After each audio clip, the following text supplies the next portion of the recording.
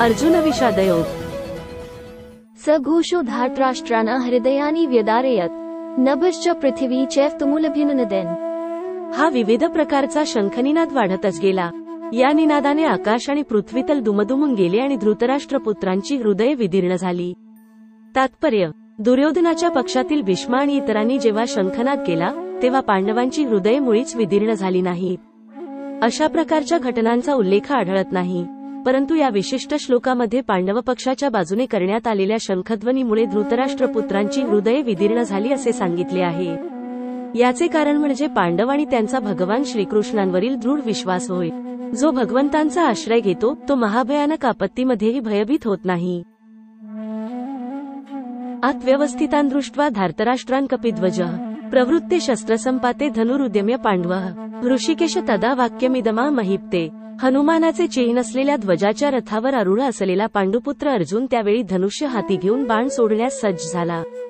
हे राजन, व्यूहरचनेतील धृतराष्ट्रपुत्रांकडे पाहून अर्जुन भगवान श्रीकृष्णांना पुढील प्रमाणे म्हणाला.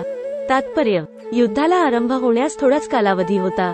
वरील कथनावरून समजून येते की युद्धभूमीवर प्रत्यक्ष भगवान श्रीकृष्णांद्वारे मार्गदर्शित पांडवसेनेची अनपेक्षित व्यूहरचना पाहून धृतराष्ट्रपुत्र किंचित निराश झाले होते. अर्जुनाच्या ध्वजावरील हनुमानाचे चिन्ह हे विजयाचे आणखी एक लक्षण आहे, कारण राम रावण युद्धामध्ये हनुमानाने प्रभू श्रीरामचंद्रांना सहाय्य केले होते. आता राम आणि हनुमान दोघेही अर्जुनाला सहाय्य करण्यासाठी त्याच्या रथावर आरूढ होते. भगवान श्रीकृष्ण म्हणजे स्वतः श्रीराम आहेत आणि ज्या ठिकाणी भगवान श्रीराम आहेत त्या ठिकाणी त्यांचा नित्य सेवक हनुमान आणि त्यांची नित्य सहचारिणी भाग्यलक्ष्मी श्रीमती सीतादेवी उपस्थित असते. म्हणून कोणत्याही शत्रूकडून अर्जुनाला भयभीत होण्याचे कारणच नव्हते आणि सर्वात मुख्य गोष्ट म्हणजे इंद्रियांचे स्वामी स्वतः भगवान श्रीकृष्ण त्याला मार्गदर्शन करण्यासाठी उपस्थित होते. याप्रमाणे अर्जुनाला युद्ध करण्यासाठी हितकारक मार्गदर्शन प्राप्त होते आणि भगवंतांनी निर्माण केलेल्या अशा आशादायक परिस्थितीमुळे युद्धामध्ये त्याचा विजय निश्चित होता. अर्जुन उवाच सेनयोरुभयो मध्ये रथ स्थापयमेच्युत यावदेतानिरीक्ष्यः योद्धुकामानवस्थितान् कैर्म्या सह योद्धव्यमस्मिरन् समुद्यमे.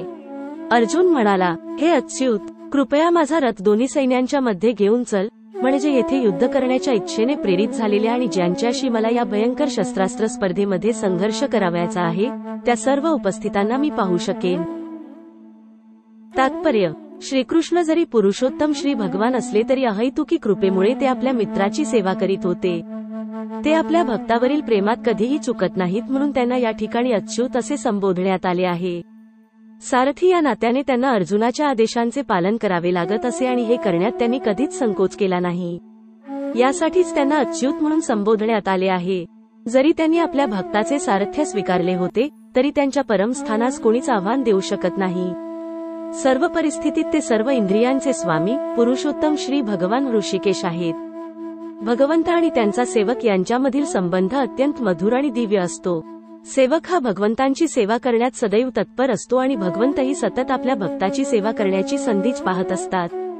भगवंत स्वतः आदेश देण्यापेक्षा शुद्ध भक्तांना स्वतःपेक्षा ज्येष्ठतेचे स्थान देऊन त्यांचा आदेश स्वीकारण्यात अधिक आनंद मिळवितात.